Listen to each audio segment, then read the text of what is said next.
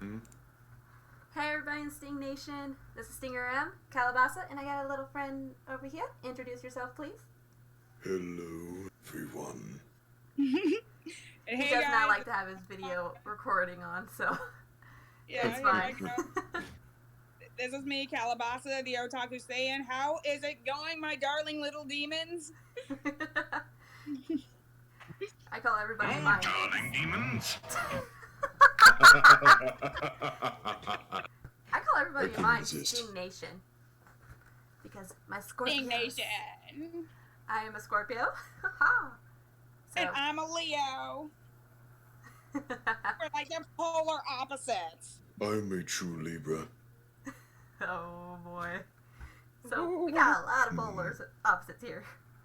So Fun. boom. We're here to watch another StingsReacts video on this one called SCP. What was it? 482 482. Mentally Mutating Straitjacket. I kind of feel like that judging by the thumbnail alone, it looks like it's one of those things like that takes a psychological turn, like a psychological turn.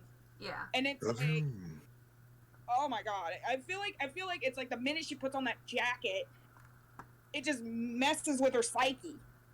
I feel like it will. Have you ever heard of Anantashesha? No, I have not. SCP-3000? Never heard of that one. Oh, it's something. It's this I might have to look that up later. abhorrently large sea serpent, the Leviathan. No one really knows how large it is. It's too large to really scale. And if you come close to it, of course, well, your mind and eventually your body will be warped. It has this odd aura to it. This black essence, and it slowly digs in. And it's not really a talkative beast, it's quiet. Oddly, not too destructive, at least not openly. Especially for how large it is. It just...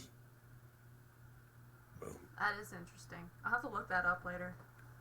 Well, I mean, the only SCP that I heard of, I believe, is called SCP-106, and when I was in middle school going to high school, he was dubbed as Radical Larry. And then... Oh, I've heard of him. Yeah, so at first he was called Radical Larry, and then later on in the years, I think around the later 2000s, he was now dubbed as the Old Man. Oh, yeah. I think I've heard of him. He's still just as weird as you remember him. Believe me. Like, I think that the last time when it came to Larry, he would wear, like, an old trench coat and a strange-looking hat, and if you approach him, he sends you into another dimension that can possibly kill you if you don't follow the maze correctly, and if it's not the world that kills you, it's his, pendulum. Oh, shit. Yeah.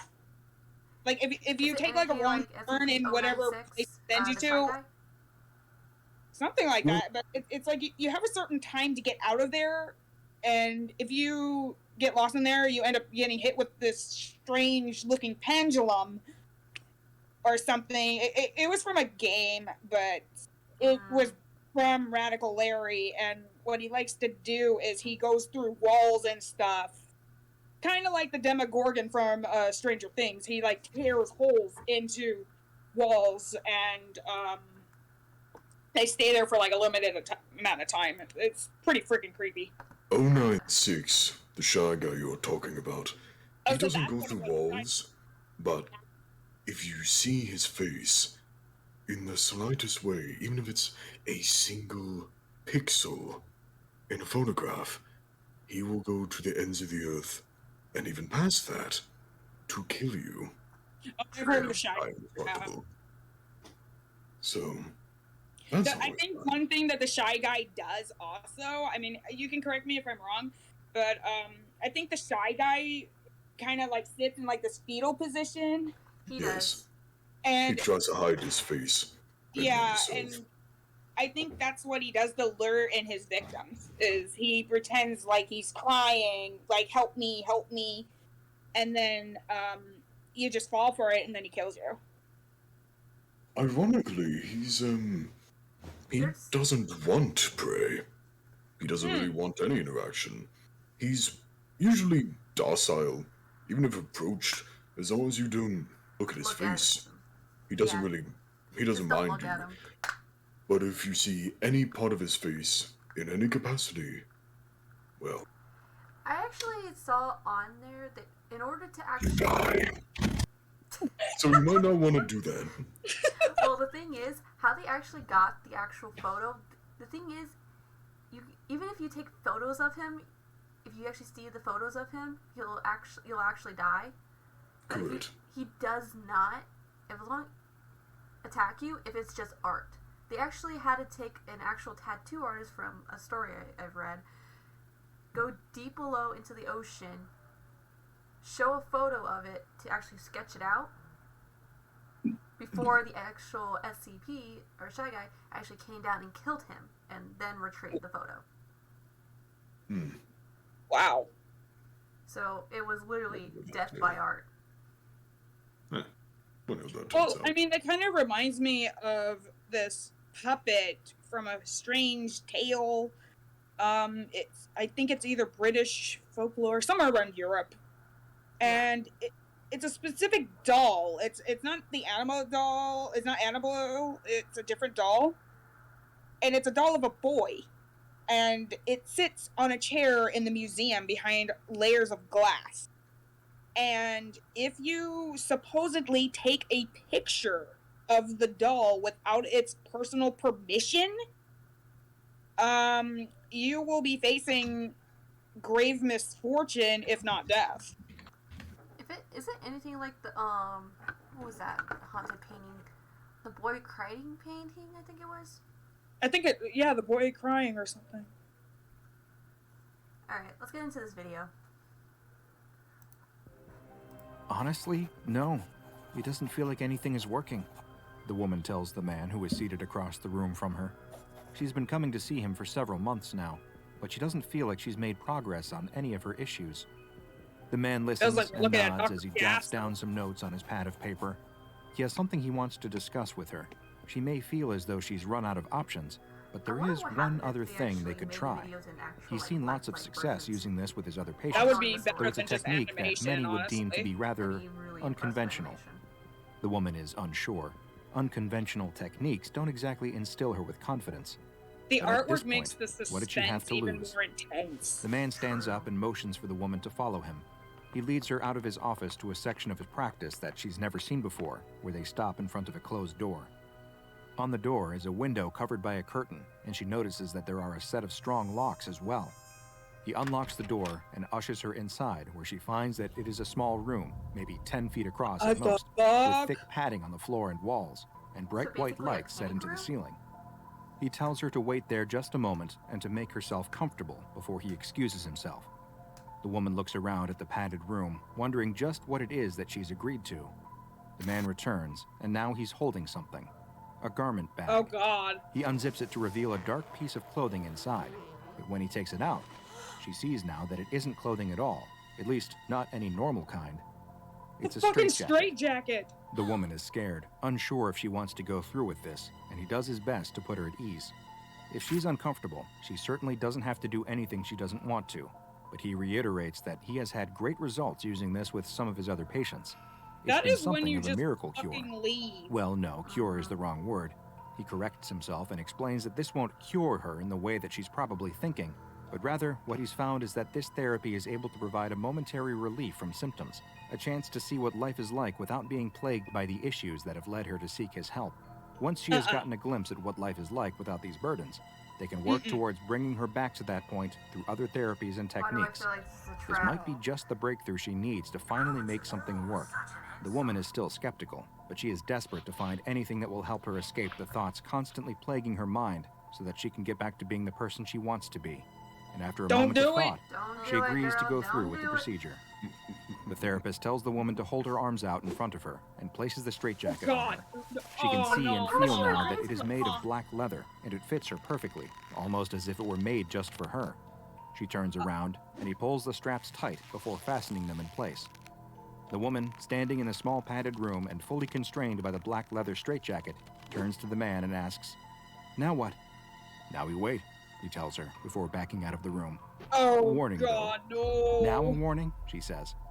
"This is a one-off procedure. You can only do it once," he tells her before closing the door. She's confused. Is this the procedure? He's locking her in a cell? What is going on? She never should have agreed to this. Her mind starts to race, filling with bad thoughts, and they get even worse when the lights suddenly go out. She starts to panic, breathing Talk about heavily in the your dark game. from both fear and from being constricted by the leather straitjacket. She calls out that she has changed her mind. She doesn't want to do this after all. No response. She's serious. She wants to end this right now and leave the room. It isn't working. It's actually making her feel worse. All the fears and anxieties that plague nearly every moment of her life come rushing in at once. Her mind races as she can feel all the telltale signs of a panic attack starting, a million little issues pulling her apart at the seams, leaving her stretched out and helpless to do anything to stop it. But then suddenly, there's a change. Like a cool breeze blowing across her face, the feelings of hopelessness and despair start to dissipate. Her anxieties feel as though they were melting away into the dark, leaving her with only the comforting embrace of the straitjacket. It isn't that she feels happy necessarily. She simply feels normal, content with herself and her situation. It's an incredible feeling, and she basks in the joy of not feeling bad. She doesn't know how long she's in the dark room feeling content. Minutes, maybe hours. But eventually the door opens and the lights come on. Her session is over. She leaves the office with a new perspective on life. Most of the feelings of satisfaction have gone away already, but still she feels renewed, ready to tackle her issues so she can feel what she felt in the straitjacket again, so she can feel normal. By the next day, though, her new lease on life is completely gone, and she's on the phone with the man pleading with him to let her come in immediately and wear the straitjacket again. He That's warned her, though, addiction that it right was there, a one-off man. procedure. Too much exposure is dangerous. She needs to focus on other treatments instead. The woman only wants to come wear it for a little bit, though, just a few minutes to feel that way again. He tells her that's it's impossible, addiction. though. She should be happy it was so successful and move on to new techniques. That is like And besides, addiction he's 101. leaving for a dude. conference and won't be back for a week. They can discuss things again when he gets back. It's raining that night as a figure in a dark coat breaks the glass on the front door and reaches through to unlock the door.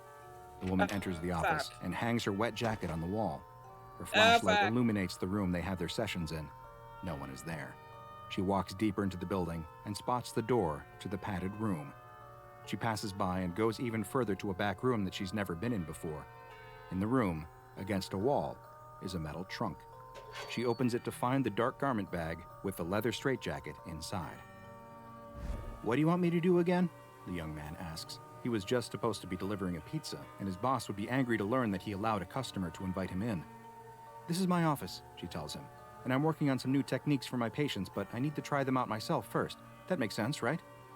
"Well, no, it sure, I doesn't. guess," he responds. "But for this particular one, I need some help. It's a secret, though, so I can't get any of my colleagues to help me. But you can help me, no. right?" The young man nervously swallows the soda she's given him and nods in agreement. She explains that all he has to do is help her tighten the straitjacket, close the door, turn off the lights, and listen. In a little while, when she's finished, she'll ask him to come inside and take it off her. That's it. The young man still This seems a guy little is gonna wary be of the traumatized request. for life. "What happened to your door?" he asks, but she ignores his question and pushes a wad of cash into his hand. The young man shuts the door to the padded cell, and a moment later, the lights go out. The woman is almost immediately taken back to the same mental place she was before. All of the thoughts that constantly repeat in her mind, the ones that she's never able to turn off, suddenly go quiet. She sighs with relief in her dark, safe space. But then, she feels something. Not in her mind, but on her face. A twitch, just a little facial spasm. But then another. There's something wrong. Her face suddenly feels very tight, like it's being stretched. So it begins. Her eyes grow wide. Her mouth pulls into an unintentional sneer. The young man hears the woman's muffled cries from inside the room and opens the door. But what he sees causes him to emit his own scream before he turns and runs out of the office into the stormy night. "What the heck?" the man thinks as he looks at the broken window on his office door. He Oh, enters to see that fuck. the door is still unlocked and that there's glass on the floor inside. He walks inside his office and looks around and doesn't see anything. But in an instant, there's a moment of realization. He runs to the back, to the door to the padded cell. The door to the room is ajar, and he listens. Is that breathing inside? He opens the door to the dark cell and turns on the light. The black leather straitjacket is sitting in the middle of the floor, except it isn't the floor anymore. Now, instead, a stretched layer of skin is spread across the padded room, with the outline of flattened bones visible underneath. The man's mind can't comprehend what it is that he's looking at, but then he sees it. In the far corner of the room is the stretched out face of the woman, her eyelids pulled too tight to blink, leaving her eyes staring up at him. Through a stretched, contorted mouth, she whispers, "Help me." Is there anything crueler than an object that is able to treat your mental health issues, yet has some of the most devastating side effects imaginable? In this humble doctor's opinion, no. And today's anomaly is just such an object. Designated SCP-482, it is perhaps better known as the mentally mutating straitjacket. SCP-482 is a black leather straitjacket that is quite similar in appearance and construction to a mass-produced version, though as you'll see, it is completely unique. Although the straitjacket is comparable in size to other medium-sized versions, it is somehow able to fit virtually any and all body types and sizes. A tag inside contains the words, "Made in Xiaoyan, hand wash only, no acerahena powder," in faded text, though neither the city nor acerahena powder appear to exist in any records that the SCP Foundation has been able to locate. What is that kind of powder? There are no signs of wear on SCP-482, but there are several cuts on the straps that cinch the garment closed, and testing has shown that it is able to be further damaged, though any additional investigations of the extent to which it can be damaged have been suspended due to the lack of viable duplicates. The real anomalous effects of SCP-482 occur when the straitjacket is worn, and the two main effects, which occur one after the other, have been designated as time point alpha and time point beta. Time point alpha is used to refer to the initial stage of a subject wearing SCP-482 and can last a varied period of time, though it is most often between 1 and 6 hours of wear. During this period, the subject will report feeling mentally better, and any negative mental afflictions that they suffer from or are forced to deal with will appear to disappear completely. Additionally, any medications that they may be on will have their effects negated entirely, leading to them returning a result on Foundation standard psychological tests that is consistent with a baseline mentally stable individual. The effects of time point alpha are temporary, and once the subject is separated from SCP-482, any mental illnesses they are living with will be seen to return, though they will disappear once more if the straitjacket is worn again. However, the amount of time a subject spends experiencing the effects of time point alpha are cumulative, and given enough time inside of the straitjacket, they will always eventually reach the second stage of SCP-482. Time point beta refers to the subsequent time period that passes if a subject is still wearing SCP-482 once time point alpha lapses. During this period, the changes to the subject will no longer be mental, and instead, they will begin to experience physical effects. The exact nature of the physical changes will vary, though they do seem to be related in some way to the subject's own mental health issue, with the degree of the change also seemingly related to the severity of their issue. Through the testing of SCP-482 by Foundation researchers on D-Class personnel, a number of different manifestations of the straitjacket's anomalous effects have been documented, and they're recorded in a file designated Experiment Log SCP-482. In the first test, a male D-Class diagnosed with schizophrenia was placed inside of the leather straitjacket. He immediately reported feeling eerily calm, and he was observed to simply sit and stare at the wall with a blank expression for 2 hours and 49 minutes, a period which was later determined to be his time point alpha. Time point beta began 1 minute later at 2 hours and 50 minutes when the subject's body began to contort, and he remarked that he was in a great deal of pain. Various parts of the subject's body began to increase in mass and size, including his head, as his eyes began to bulge out. He called in agony while attempting to make eye contact with the researchers who were observing through a glass viewing window for 34 minutes until a termination order was given. Subsequent examination of the subject's body revealed that his body mass had increased by roughly 180% due to rapid bone and muscle growth. It's unclear what physical process caused this, though genetic tests showed that his DNA had abnormally shortened telomere strands. The observers also reported they experienced an unnatural feeling that rendered them unable to move in a normal manner while the subject was making eye contact with them. For the second test, another male D-class, though one who had been diagnosed with a paranoid personality disorder, was placed in the straitjacket. During his alpha exposure, he reported a satisfying quiet in his head. Just experiment fodder, Huh? nothing else. The D-class personnel are those that are either not exactly the most capable, stupid, or in most cases criminals. They are used as expendable experiment fodder, most often. Yeah, but usually Hence the D-class this. are usually either have horrible criminal records or just someone they won't miss. Yeah, no, they're just fodder. Just for the people that don't know. Yeah. None of the disembodied voices that normally plagued his thoughts speaking to him. He still appeared content after 2 hours and was taken out of the suit, though after requesting to be placed back inside, he was allowed to return to wearing SCP-482. After an additional 1 hour and 30 minutes, though, the beta exposure began. Visible bulges appeared on his neck and shoulders, and after 4 minutes, he began screaming for someone to stop talking and get out of his head. More bulges appeared on his body, and audio recording equipment in the room picked up mysterious sounds that analysis has revealed to have been as many as 7 distinct voices speaking in an unknown language. The termination order was issued 25 minutes later, and a later autopsy revealed that each bulge actually contained a fully formed mouth and voice box. Observing researchers also reported that during the test, they had seen flashes of movement in their peripheral vision, and subsequent review of the taped footage revealed small shadows appearing and disappearing in the room throughout the test. Next up was a female D-class who had been diagnosed with hyperphagia, which is a disorder that can cause an extreme increase in appetite and can remove the ability to satiate one's hunger. Upon being placed in SCP-482, she remarked that, "For the first time ever, I am actually full." She felt this way for an hour and 58 minutes, after which she began to feel a pain in her abdomen. The D-class fell into the fetal position as the pain increased, and her limbs were observed to begin retracting into her body, accompanied by loud snapping sounds, as presumably the bones started to crack and break. "Oh God, it's eating me! Oh God, it hurts!" she cried out, and a termination order was immediately issued. The autopsy that followed revealed that the woman's body had somehow formed a second digestive system that had begun to consume her own body mass, and if left unchecked, would have eventually digested it in its entirety.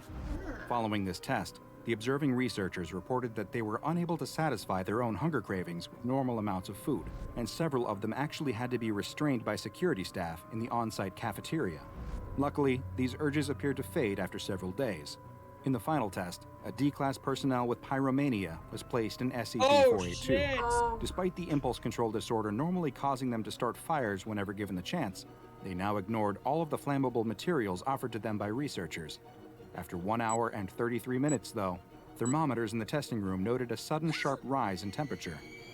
This was followed by a powerful explosion of heat and flames when the D-class spontaneously ignited. The testing room was completely destroyed, and nearby hallway A13 suffered catastrophic damage. All observing researchers were also lost in the conflagration. SCP-482, though, survived. Surprisingly, the body of the D-class was also able to be recovered, and though the autopsy was made difficult due to the heat it still exuded, a discovery was made. Inside the body, a new organ was found, one that appeared to be sustaining some type of constant reaction that produced heat, as well as strong magnetic waves, and this organ has been placed in containment for future study. SCP-482 is currently being kept in a containment locker at a secure site, with access restricted to Level 2 personnel and above.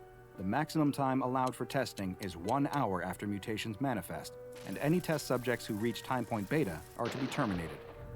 Following termination, SCP-482 is to be removed from their body prior to autopsy. The straitjacket is then to be thermally cleansed and all biological traces of the prior subject removed before it is used for testing again. Now I bet you are telling yourself, well, this sounds pretty easy to contain. I bet this is a safe class anomaly. And normally, I would agree with you. But perhaps you noticed something strange in the experiment log. Did you pay attention to the reports from observing researchers that they too had begun to experience some rather unusual effects simply from watching SCP-482 affect a subject? Did it seem to you as though the mentally mutating straitjacket was somehow projecting the mental illnesses experienced by the subjects onto those observing it. It appears that there may be more to SCP-482 than first meets the eye, and this mystery only deepens when one reads the containment procedures on this anomaly's file and realizes that the person overseeing SCP-482 research is none other than SCP Foundation legend, Dr. Bright. Is the actual testing of SCP-482 not actually taking place on the D-Class personnel, but on the SCP Foundation researchers? A convoluted experiment designed to discover the true extent of its anomalous effects. When it comes to this Euclid-class anomaly, only Dr. Bright knows for sure.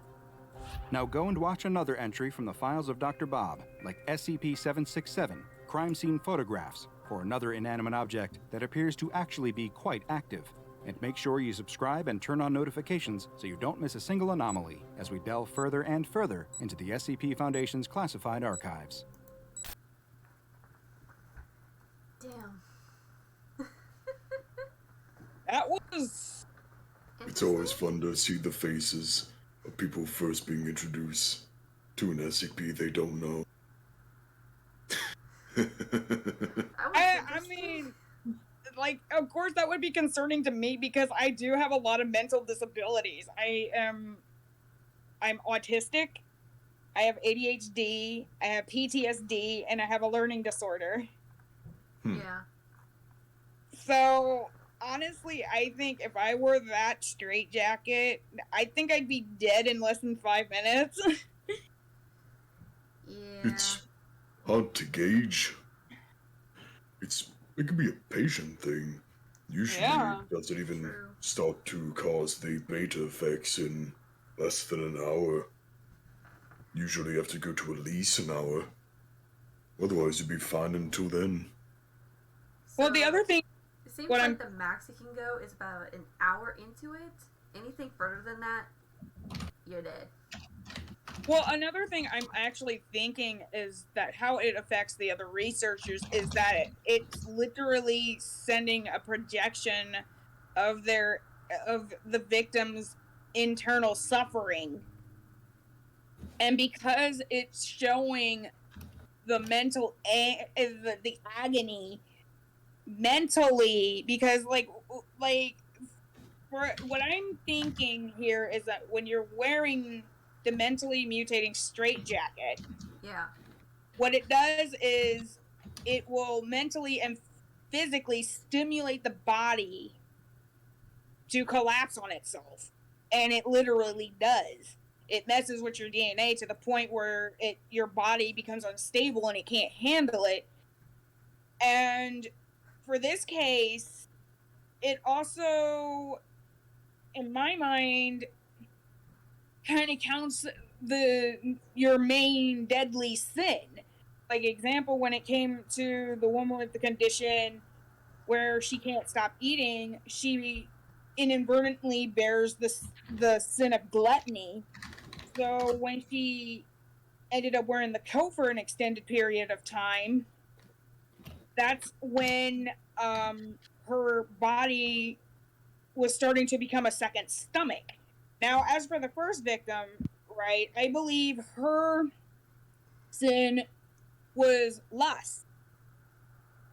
Like, I feel like it was pure lust. And why I say it's lust, it's because when she first put on the jacket, she was, freaking out because of what she was feeling. But then when she felt normal, she was addicted to that constriction. She was addicted to it, and she wanted more. And so the coat gave her more by stretching her out beyond her limits. That would be a good possibility. So because of her lust, she ended up practically a flat thing of skin, and the guy had to put her out of her misery. Yeah. It's like, how in the world did he get the straitjacket in the first place? That's what I want to know. That is not really known. I don't think. I mean, for all we know, it's like the same with any SCP out there. It's like, how in the world were they created in the first place? Because it's kind of like the same with the one I saw called the Grinner, where it's just You know what I basically think? a whole bunch of teeth growing and add every proportion out of you until you're basically dead. What I personally think is that this might have been a creation by Dr. Bright. Right? I don't know if he'd make it. It's a possibility. Plus, I'm pretty sure they would discover if that were to be the case. Mm-hmm. A lot of Foundation members don't really get away with, one, making it without the approval of higher-ups of some sort. If not administration, your privacy, for example. That's where it gets debatable, because it turns out that some of the Foundation members are actual SCPs that they do not keep contained. With that said, Dr. Bright is potentially one of those SCPs that they don't fully keep contained because they need his knowledge. But because they need his knowledge, how much are you willing to bet that he uses that to create something like this under their noses and they just don't know? That is a good theory. It's a very scary thought. It is. Jason, do you have any intake for it in this video? No, I don't have anything. Alright, I think that's enough video taking for a day. Yep. Okay. Thank you all, everybody in my Sting Nation here. All done for the day. And thank you, my friend Calabasa, for joining us, and her little demon spawns joining. And my little guest star here. Who's also a darling little demon. I'm going to say it again. Don't tempt me. Anyway.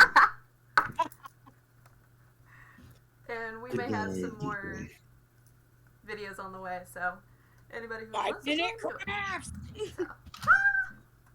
Alright. 5-minute crafts! Bye. See ya!